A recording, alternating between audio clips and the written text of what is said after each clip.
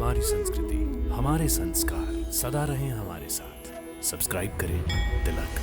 श्री कृष्ण ने भगवत गीता में योग को जीवन का महत्वपूर्ण हिस्सा बताते हुए इसके महत्व के बारे में समझाया है। महाभारत युद्ध के दौरान श्री कृष्ण अर्जुन को कर्म योग पर उपदेश देते हुए कहते हैं, योगः कर्मसु कौशलम, अर्थात योग हमारे कर्मों में कुशलता लाता है।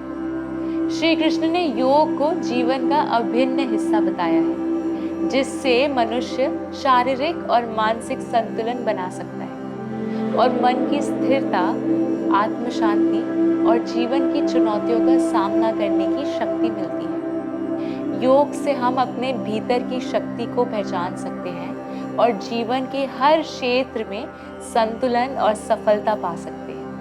तो चलिए इस कृष्ण जन्माष्टमी हम भगवान कृष्ण से जुड़े आसन और मुद्राओं का अभ्यास करते हैं।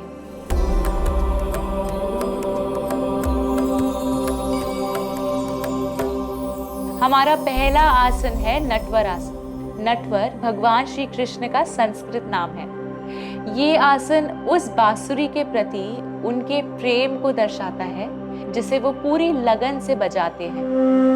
मनमोहक बांसुरी संगीत भगवान का एक ध्यान अभ्यास है। इस आसन में आध्यात्मिक आभा होती है क्योंकि योग करने वाला देवता के सम्मान में तल्लीन हो जाता है। ये भक्ति योग का एक हिस्सा है। ये आसन तीसरी आंख चक्र को उत्तेजित करती है और शरीर के अन्य चक्रों को संतुलित करती है। चलिए अब हम अभ्यास की शुरुआत करते हैं।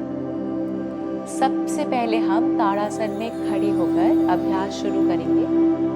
पैरों को जमीन पर रखकर और रीढ़ की हड्डी को स्ट्रेच्ड रखते हुए सीधे खड़े रहें। सांस छोड़ें और अपना बायां पैर जमीन से ऊपर उठाएं। बाएं पैर को इस प्रकार संरेखित करें कि वह दाहिनी एड़ी के पीछे लॉक हो जाए। बाईं पिंडली दाहिनी पिंडली पर है और टकिंग सॉफ्ट होनी चाहिए। आपका बायां घुटना बाईं ओर पॉइंट करेगा और बायां हिप थोड़ा खुलेगा।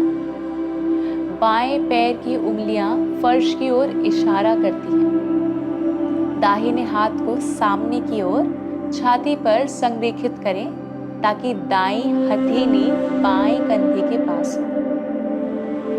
बाईं भुजा को कोहनी पर सॉफ्टली मोड़ते हुए संरेखित करें। दोनों हथेलियों को इस प्रकार संरेखित करें जैसे कि आपने बांसुरी पकड़ रखी हो।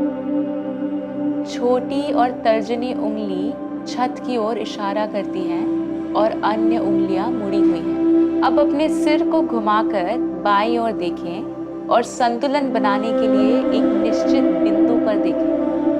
सांस लें और 10 से 15 सांस या अपनी क्षमता के अनुसार भगवान कृष्ण की मुद्रा में रहें।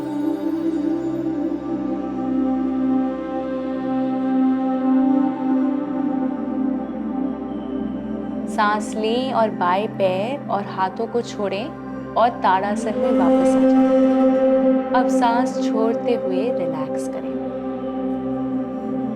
ये आसन हमारे अंदर भक्ति भाव और मन को शांति प्रदान करता है। अब हम बात करेंगे एक ऐसी हस्त मुद्रा की जो हमारे शरीर को शक्ति और भक्ति दोनों ही प्रदान करेगी, और वो है गरुड़ मुद्रा।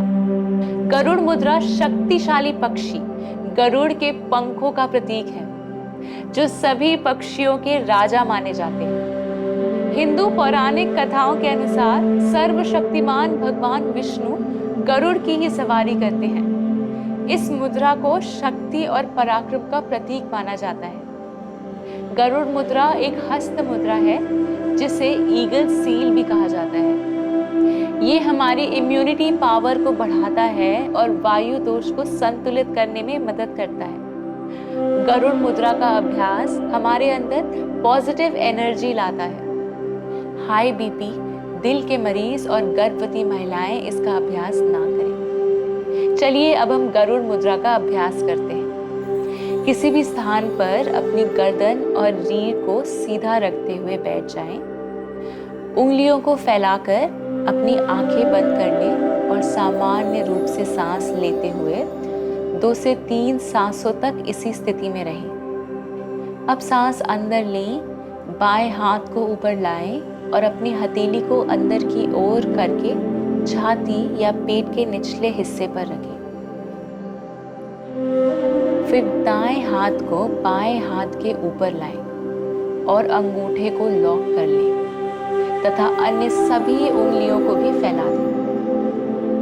बाज पक्षी के पंखों की तरह हथेलियों को खोलें। सीधे बैठे और अपनी आंखें बंद ही रखें और शुरुआत में लगभग 10 सांसों तक गरुड़ मुद्रा में रहें। सुनिश्चित करें कि आप अभ्यास के दौरान सहज महसूस कर रहे हैं और साथ ही अपने मन को शांत रखें और मणिपुर चक्र और हृदय चक्र पर ध्यान केंद्रित करें। जारी रखने के लिए यदि आपने पेट से शुरू किया था तो आप इसे अब छाती पर रख सकते हैं या इसके विपरीत। चक्रों को ध्यान में रखते हुए नीचे से ऊपर की ओर शुरू करना सबसे अच्छा है। आप रोजाना इसे 5 मिनट के लिए कर सकते हैं।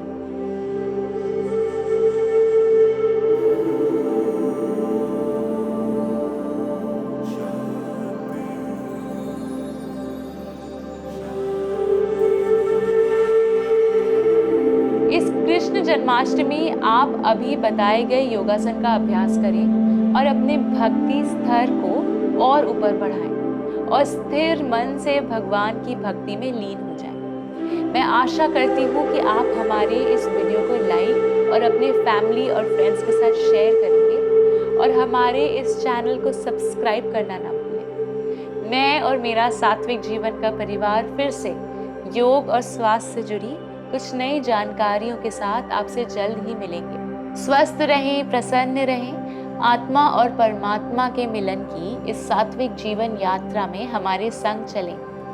दिव्य शक्ति की कृपा हम सब पर बनी रहे। हरिओम तत्सत।